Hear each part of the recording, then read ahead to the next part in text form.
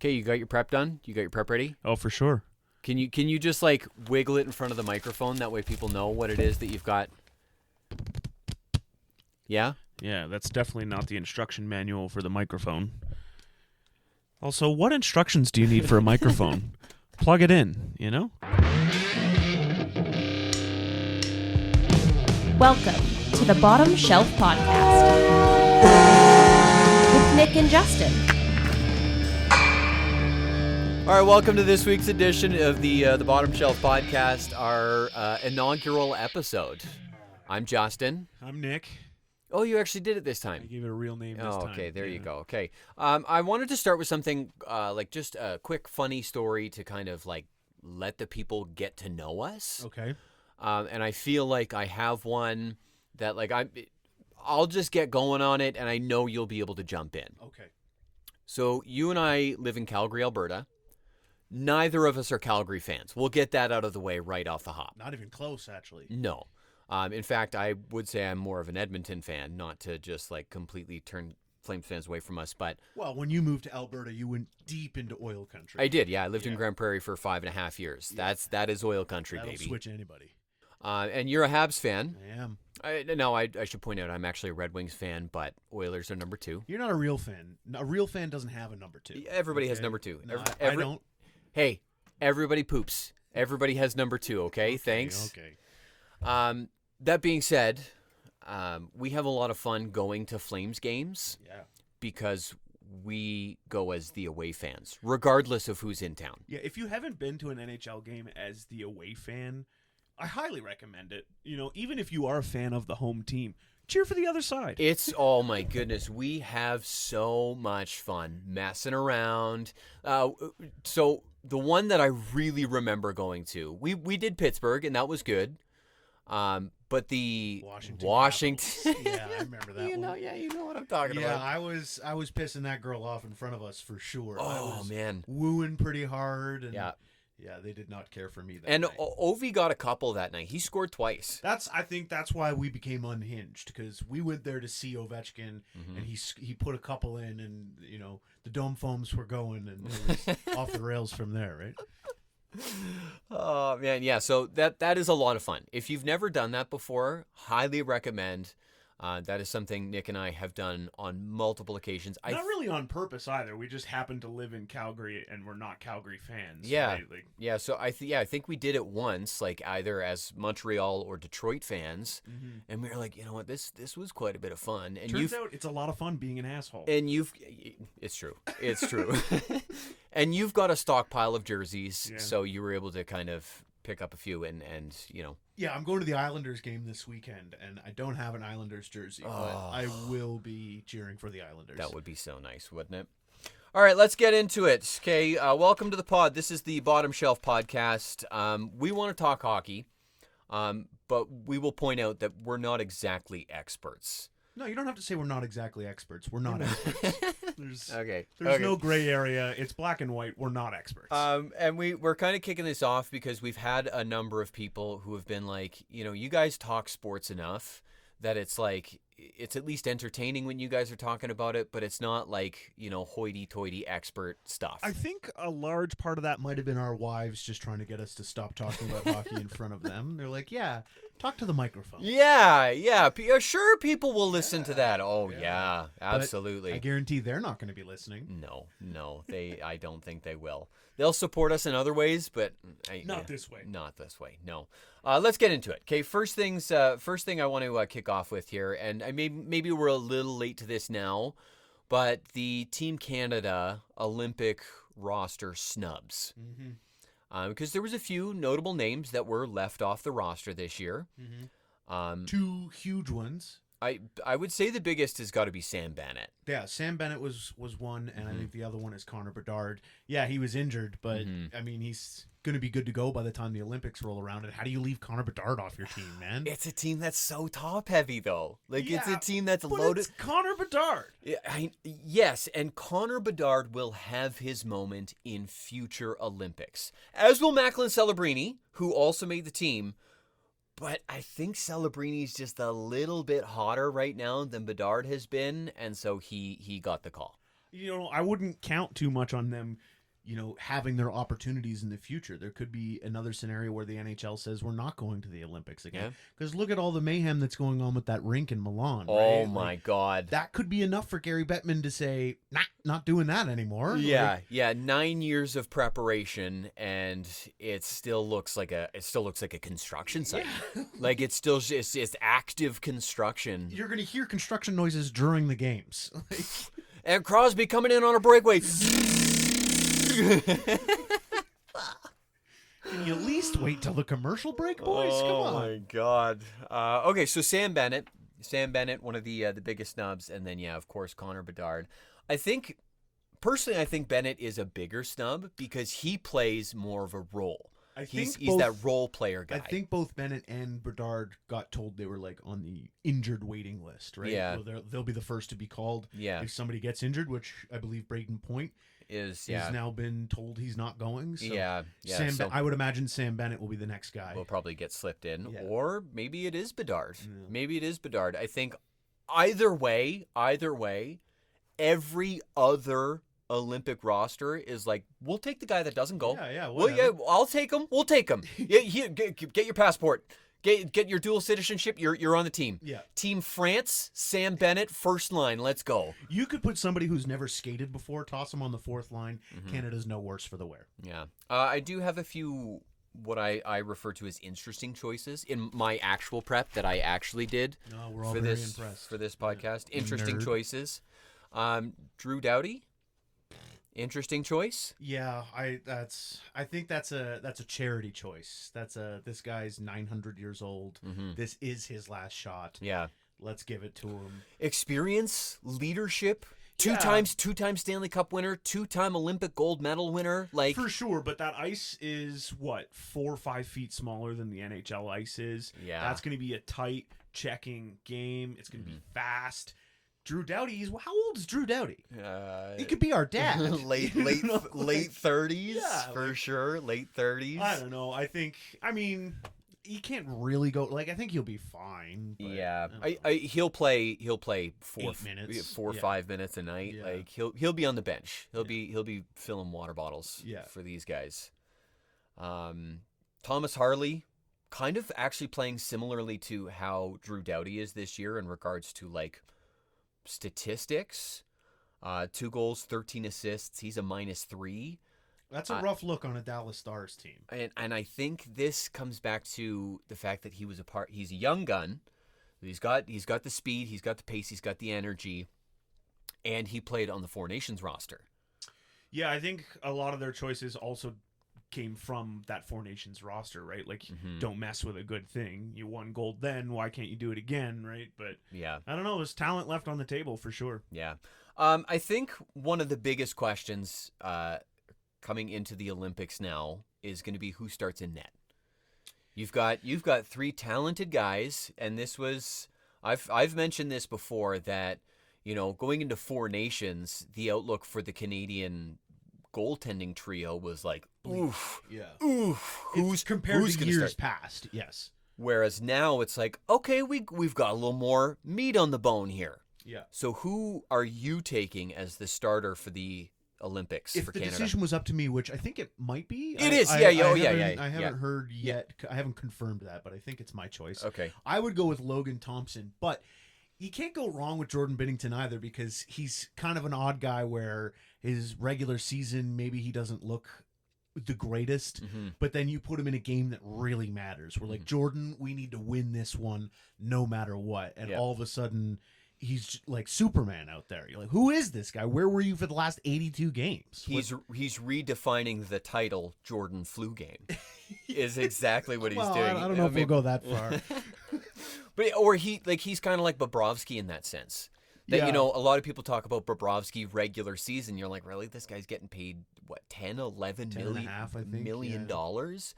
It's like quiet through the regular season, but he shows up when you need him to show up. Oh my God, right? Does he ever? That's that Florida Panther ideology of you just need to be good enough to make it to the dance, and then be good, and then show off, right? Then bust a move, exactly. So Binnington maybe kind of in that same boat, and again, he's like Drew Doughty, has, that Four Nations experience. He won gold for Canada at the Four Nations Cup less than a year ago. Yeah, and Canada might not win that game without him. Yeah, right? he was electric in overtime for Team think Canada. For right? that reason, Jordan Binnington is probably the starter.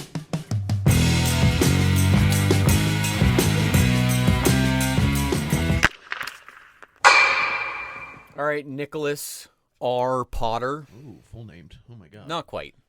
You got the middle initial. Yeah. Settle down. Nicholas was. I cringed a little bit. I didn't care for that. Does anybody still call you Nicholas? There's not one person in my entire life that's called me Nicholas. Does the government call you Nicholas? The government calls me Nicholas. Nicholas. Yes. The government, yeah. Well, we're not on a first name basis with the government. They full name me every time. Full name every time. Okay. Do you think you can list for me the players who have a hat trick in the NHL this hockey season? Probably not. How many? How many do I got? What? 1, 2, 3, 4, 5, 6, 7. As of when I did this, I did this. This is where we're going to show our non-expertise. Yeah. Just because he's been scoring at a crazy rate, I'll kick it off. Might be a weird one to kick it off with Morgan Geekie. No hat trick for him. Morgan Geekie. No, I will. Okay, I'll kind of categorize this for you. I've got 3 guys that I would say are usual suspects. They score lots of goals. Draisaitl. They've been known to get hat tricks before.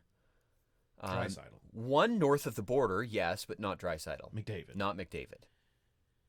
Just north of the border. Well, Matthews has sucked this year. It is Matthews. It is Matthews. Man. Yeah, That Matthews. That hurts my feelings. Yep.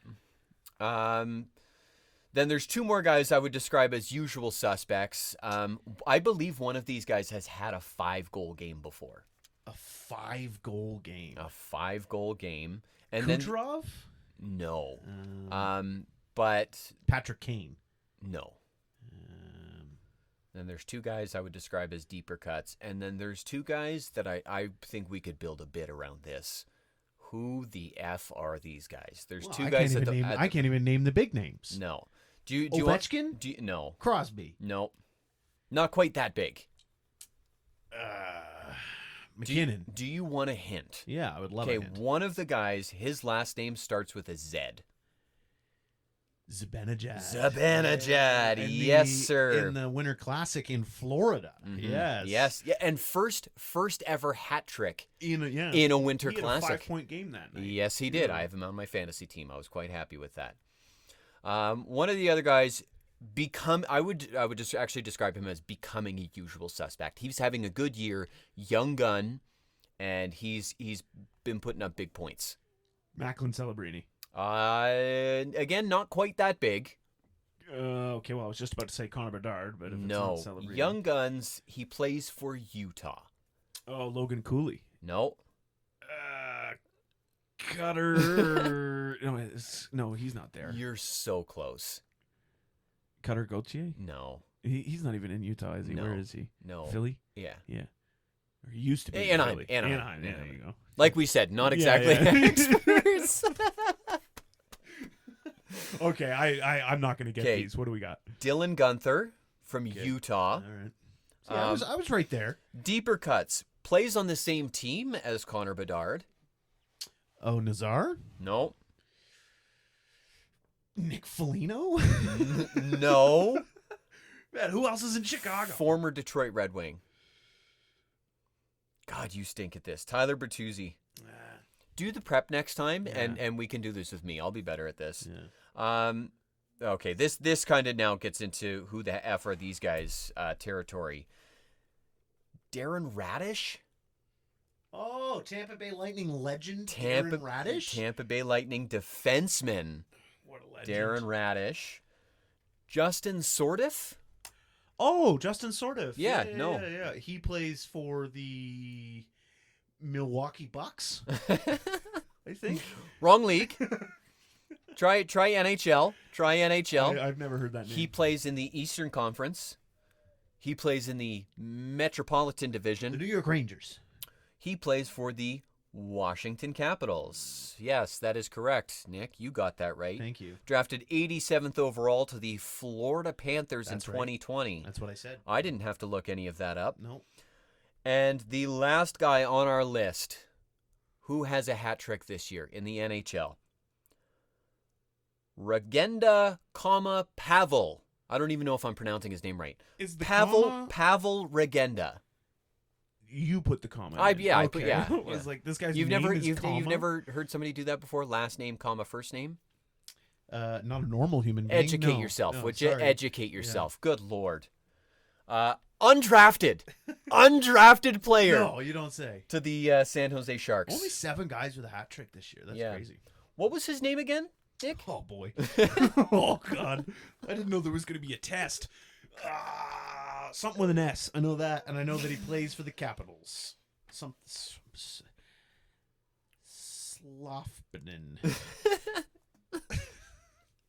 I want to just leave you out to dry on this one. The last 2 guys on that list, it was Justin Sordiff and Pavel Regenda. Yeah, please.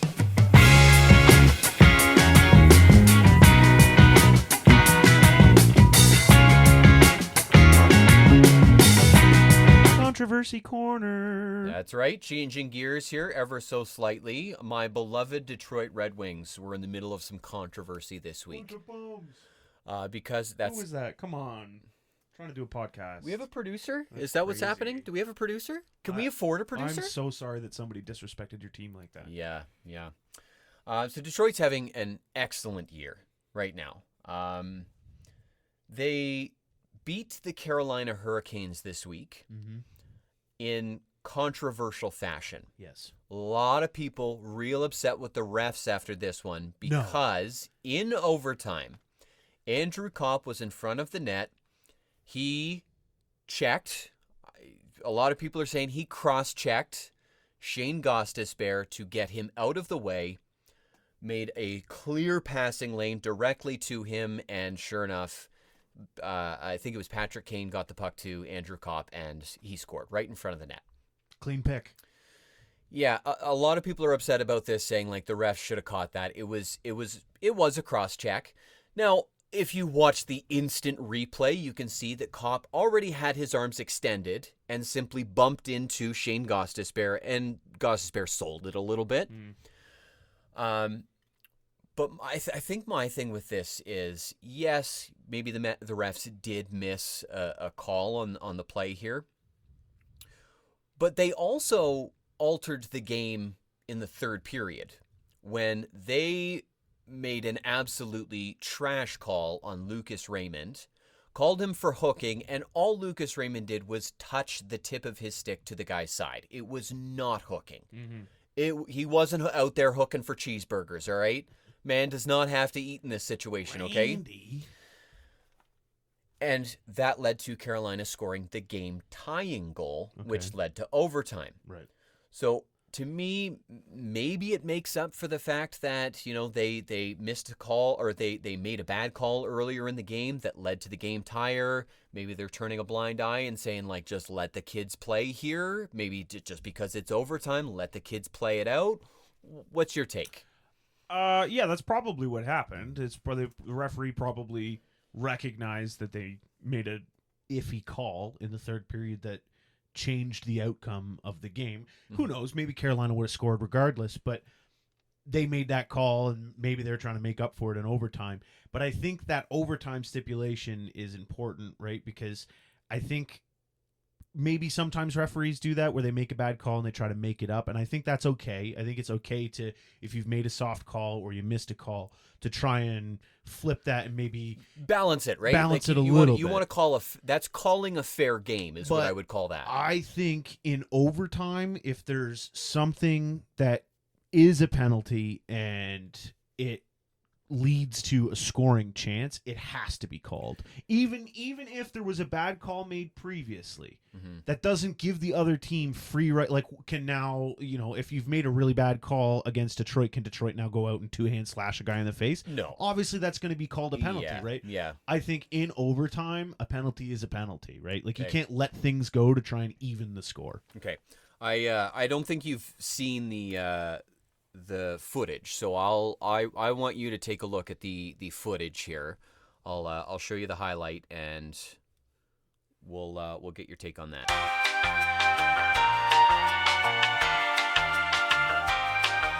All right, just a quick prep break there because somebody does prep and somebody else does not. Yeah. You're not even phased. He's like, yeah, and My what? prep is following the National Hockey Yeah, League. you keep up enough. Okay, so now you have seen the footage, the cop footage in overtime where he bumped into I have Shane seen the cop Gostisbehere. footage, and we're going to need the cops because that was illegal what he did. 100% that's a penalty. That's not even close. If you know, and like I said, if you watch the instant replay, you can see he already has his arms extended, bumps into Okay. Shane Gostisbehere to clear space in the front of the net, which is not illegal. There are net front battles, and those are okay. I think maybe Gostisbehere sold it a little bit. I think he had his back to him, and he got hit in the back, and he wasn't expecting to be hit in the back. He got cross-checked and fell over. Okay. Right, and you're saying in the replay, you can watch the replay and slow it down and see that he already has his hands extended. The referee in real time does not have that replay, right? No. From looking at it one time, that looks like a cross-check in front of the net. And even with watching the replay, I believe that's a penalty. Okay. I believe that's a penalty. Okay. Especially because it led to that goal in overtime. You know? Now I'm a little torn, and obviously, like, I'm biased in this. Yeah, I mean, if that was the Habs, I'm like, no way, that's a penalty. Good But goal. I do still look at it as tit for tat. The fact that the refs made a call that altered the game to then be tied by Carolina and forced overtime, they let one slide, and Okay. it's a tough break, but I look at it as tit for tat. I see your argument of tit for tat. You know, the refs made a bad call. They're trying to even the score, right? But if the refs are going to do that, why are you playing the overtime? Right? If the refs are gonna ignore something like that, that's gonna lead to a game-winning goal for the Detroit Red Wings. If that was their plan to even the score because they made a bad call in the third period, why are you playing? Why are you playing the overtime? Okay, not to say. I know that's extreme. I know that's extreme. But if on a grade A chance like that, where you cross-check a guy, that's a penalty 10 times out of 10. Yeah. You're gonna let it slide because you made a bad call in the third period. Why are we playing the overtime? Mm-hmm. Why? Well, I mean, Carolina had plenty of good looks in overtime. It's not like that happened right off the hop. Like that was late. I was actually concerned that they were going to go to shootout. It was at that point. The overtime had gone back and forth. Mm-hmm. So there was opportunities both ways. I just for me, I look at it as, you know what, it's tit for tat. I think Carolina still walks away with a point too. I think in regulation you can do tit for tat. You know, you make a soft call, you give it a soft call the other way as well. 2 power plays, okay, call it even. But on something like that leads to a game-winning goal in overtime, I just don't see how you can not call that a penalty. Okay, Mr. fucking level-headed over here, Mr. Switzerland. I'm going to play both sides. Yeah, Mr. No, both sides. Detroit sucks. Mr. Everything is nice and fair in the happy fantasy land. Shut up. Like I said, though, if that was the Habs, I'd be singing a very different tune. I know you would.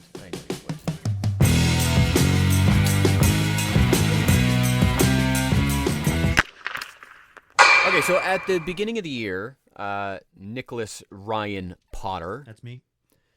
you and I made our predictions for how the season was going to go. I made good ones. You made terrible ones. That's not true. That's not true. We guessed our winner for the President's Trophy, who was going to finish dead last, who was going to win the Hart, who was our underperformer, and who was our overperformer. I just want to take a quick look back at how these are panning out thus far. Okay. I will say your selections are a touch better than mine, but mine aren't I'd say way out in left field here. I would describe them as leagues ahead. Hold on a second here. Settle down over there. Settle down. We'll jump across that small table that you have sitting in front of you. Yeah, go for it. It's just you and it's me and a microphone stand sitting in between. Any day of the week, I welcome it. Okay. So Colorado was your pick for the President's Trophy. And that's looking terrible, isn't Oh it? yeah, it's just looking awful. They lost two games in a row. In regulation. Yeah. Bums. Brutal. Calgary was your last place pick. Yeah, and currently they're sitting in 30th, 5 points out of last place. So my first place and my last place 5 are points. both looking good. 5 points out of last place. Imagine sitting in a wild card spot with 5 points. You've got miles. You've got miles of room. Yeah, there's no chance that the Flames finish last. You're right. Connor McDavid was your pick for the Hart. Looking pretty good. That is looking pretty good. I'll give you that one. Your underperformer was Montreal. That's a that one hurts my feelings. You played that safe. You were playing that safe. I did. They've been absolutely excellent this year. As much as I hate to say that. Nashville was your overperformer, and that's looking pretty good. That's not looking good. Looking pretty good. No, what do you mean really. it's not looking good? They're 2 points out of a playoff spot. They are 1 point. Correction. They are sellers. They are going to be sellers come trade deadline time. Steven Stamkos just had his 16th 20-goal season. All right, those guys are going to the finals. Okay, sure. They're squeaking in, I'll and they're believe going when I to see beat it. Colorado Also, in the first round. For overperform, all you said was not bottom 4. That's not overperforming. But I mean, they're overperforming my overperforming guess. So Okay, my picks here. I picked Vegas for the President's Trophy. There's been some injury struggles there, so they're not exactly vying for the President's Trophy, but they are first in their division. So yeah, in the worst division in the league. Shut up, it still counts. My last place pick was Pittsburgh, which was a ballsy one. I knew that was a ballsy pick, and I'm pretty sure they're in a playoff spot. They are not. Oh no, no, just outside. I mean, everybody's close in the East, right? Yeah. So a last place pick was a bold pick. That one's not looking so good. I picked Cale Makar for the Hart. Okay. He's doing all right. I don't think he's going to win the Hart, but he's having a good season. He's probably going to win the Norris. Yeah. He's looking real good to win the Norris this year. I do think he leads all defensemen in points. He does. So, yep. He has that. Is goal that a from surprise though? No, and that's why I was saying, like, if he elevates his game just that little bit more, like just put a little. I mean, it's hard when he's playing with Nathan McKinnon. What a crappy line mate. No. Like, they play so well off of each other, and with McKinnon being the forward, of course he's going to get more points. Well, I mean, he should be assisting on all those points. Not all of them, but he's creating chances for McKinnon. So, anyways, there's no argument here. I'm not arguing that Makar's bad. I mean, he's a fantastic defenseman, the best one in the league. My next 2 picks here, by the way, are looking dynamite. Underperformers, the New Jersey Devils. Yeah, that wasn't their fault, but you're right. They are underperforming. Injury trouble, which is expected from New Jersey. Yeah, they have injury trouble every year. Made of glass, right? Yeah, the guy can't go to dinner without cutting his hand open. That one's rough. That's a rough look. So underperformer, that was a good pick on my part. I'm just going to toot my own horn there. Thank you. Mm-hmm. I'm even going to put a little toot sound effect here. Burp, burp, burp, burp. A little horn sound effect. You are so humble. Yeah. You're so humble. And my overperformer, San Jose, baby. Hey, there's lots of time for them. That's what I'm talking about. Macklin Celebrini carrying the squad. Yeah, it's not the San Jose Sharks. It's the Macklin Celebrini Sharks. Or is it the San Jose Macklin Celebrinis? Shut up. Okay.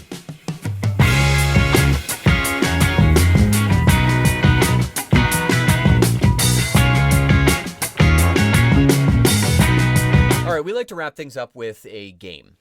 We like to play games. We like to have fun. Today's Go Fish. Not quite like that. I do have Go Fish here. Well, I know what we're doing later. Do you know what I have? What? I have Paw Patrol Go Fish, which is Go Pup. Yeah, I have to go. Go play? No, home. Oh, okay. The game we've got for you today is Hall of Famer or No Namer. You are. Hall of Famer, exactly. Sure. Yep. Thank you. I'm just going to leave it at that. There are so many guys that have these, like, what you think are these, like, truly spectacular careers. And they're huge names in the league for a long time. And then you kind of look back and you're like, were they really that good? Like, were they really a Hall of Famer? Lots of guys, I think, that ride the line. Well, you have to be cutthroat with who you allow into the Hall of Fame, or else it's not a Hall of Fame. No, you're just letting everybody in. Exactly. You know? Exactly. So I've got 3 examples for you today. The way we're going to do this, you just suggested this, is I'm going to give you the name of the player. Mm-hmm. You tell me whether you think they are a Hall of Famer or no-namer. I'll read off some stats and give you a few of their accolades, and then we'll revisit it if you think that they're still a Hall of Famer or a no-namer. Gotcha. Okay? First one for you today. Evgeny Nabokov. Do you don't even recognize the name? Yes? Yeah, goaltender. Yeah. No. You don't think he's no. a Hall It's of the Famer? first time I'm hearing that name in a long time. Yeah. I'm going to go no-namer. No-namer. Okay, so Evgeny Nabokov was drafted in the 9th round. They don't even have 9 rounds anymore. He was the 11th pick in that round for the 219th overall pick. He was the Calder Trophy winner. That's wild, but to put you in the Hall of Fame for winning the Calder? No, I don't think so. 350 plus career wins. Okay. For his career, he has a 244 goals against average and a 911 save percentage. Wow, picked in the 9th round, 11th pick. 911 save percentage for the career. For that reason, Hall of Fame. Hall of Fame. And then I just want to point out his 2 best seasons. 07-08, he played 77 games. He started 77 games. Is that not insane? 77. And in that year, he had 46 wins, a 214 goals against average, and a 910 save percentage. In 77 games to hold numbers that consistently. And then in 09-10, he started 71 games, had 44 wins, a 243 goals against average, and a 922 save percentage. Yeah, very good numbers. Very good numbers. Lots of the games started, I attribute more to a lack of a quality backup goaltender. Yeah. If you've got a quality backup goaltender, you're not letting that guy play 5 games. Do you know right? who I think backed him up for a little bit? Who? Do you remember Vesa Toskala? Toskala, the guy who let in a goal from 200 feet. Oh, Vesa. Yeah, I remember him. That guy should be in the Hall of Fame. Yeah, definitely. Yeah. No, I'm sticking to my guns. No namer on that one. Okay, we'll let the people decide, and we'll come back to this. Okay. Next up for you, Gary Roberts. Because I don't know who that is, I'm gonna go with no namer. No namer for Gary Roberts. 1st round pick, 12th overall, to the Calgary Flames. In what year?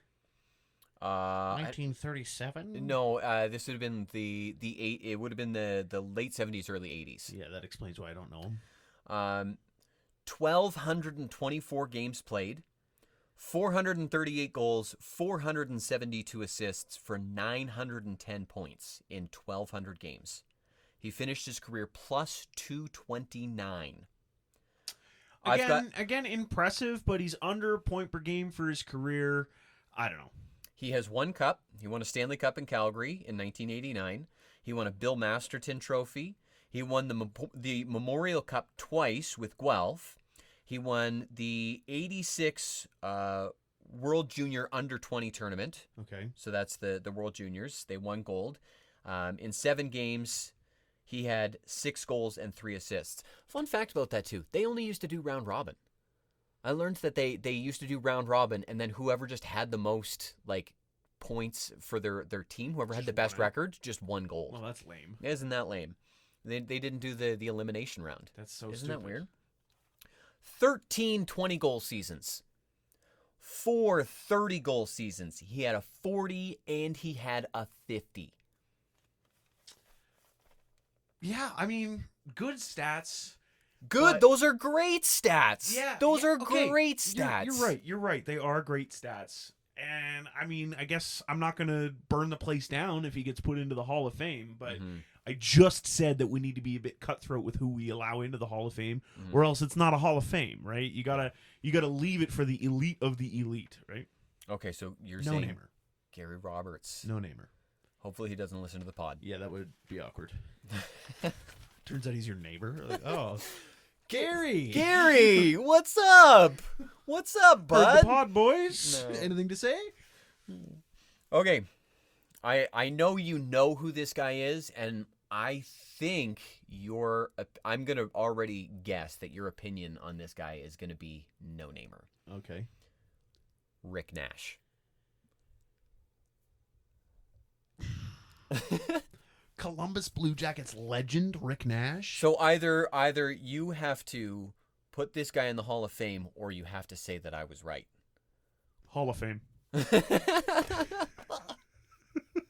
I gotta put somebody in there, I guess. Hall of Fame. Let's do it. Hall of Fame. He was the 1st overall pick to Columbus the year he was drafted. I'm just really hoping his stats are better than Gary Roberts after I didn't let him in. Less games. Uh-oh. Less points. Uh-oh. 1,060 games played. 437 goals, 368 assists for 805 points.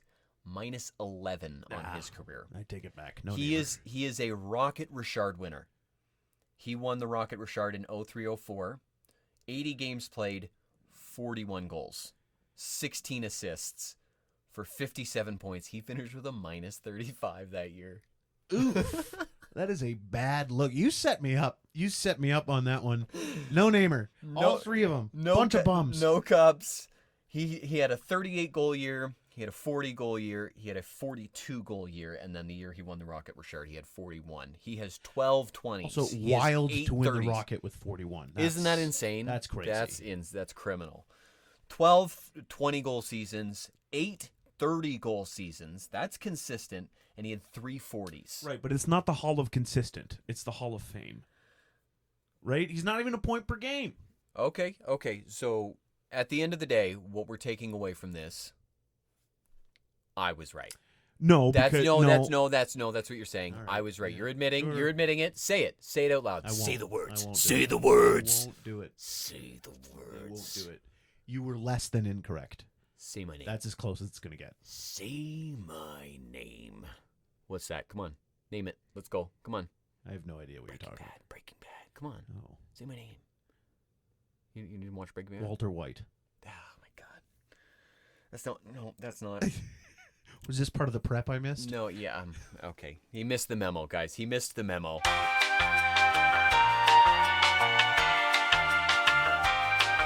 All right, I think that just about does it. Is that a wrap on the first pod? That is a wrap on the first pod. Yeah, first posted pod anyways. I feel like a douchebag saying pod. Pod? It's on the pod. Have you heard my pod? I don't know. Do you want to call it a podcast? Yeah. I feel like that's worse Yeah, that is to worse. full name it. Yeah. That's like the government calling you Nicholas. It's like saying text message. Ooh. Ooh, I do not care for that. Yeah. Anyways, don't call it a podcast. Just call it a pod. Okay? That's what all the kids are calling it these days. I'll tell all my friends. Yeah. Have you heard the pod? Please do tell all your friends. You can do that. Well, I'm not talking to you. I'm talking to the people listening. Okay. Tell your friends about us. You can find us on social media. We are officially on Instagram and Threads. What is Threads? Threads is like Twitter, but I thought Twitter was X. Well, Twitter is X now. And Threads is a new platform. Threads is a new platform run by, I think, Meta. Am I elderly now? Yes, you are. You don't know what Threads is. Never heard of it. Threads is it's basically what Twitter was, but now Twitter is all just bots. Like you hop on there and it's all just like OnlyFans models and bots. And Elliot Friedman reposting weird tweets. Yes, about weird about kids getting hurt or something like that. Go kill them kids or something. Yeah, whatever it was that he said. So good times, Elliot. So yeah, find us on. So what a weird name, Elliot. Okay, we're going for people. We're torching people now. Find us on Threads and on Instagram at Bottom Shelf Hockey Pod. You should probably have that a little quicker. You should. I'm working on it. I would have been Bottom Shelf Pod, but that one was already taken. As was the Bottom Shelf Pod. As was the Bottom Shelf Podcast. It took me getting to Bottom Shelf Hockey Pod before I finally found a username that wasn't taken. So be sure you get that one right. I'm going to repeat it 4 times now. Bottom Shelf Hockey Pod. Bottom Shelf Hockey Pod. Bottom Shelf Hockey Pod. Bottom Shelf Hockey Pod. Jump in anytime you like. So that was the Bottom Shelf Football Pod? Yes. Okay. Yeah. You can find us on Instagram and Threads. That's it. Should we talk about football now? No. I'm Justin. I'm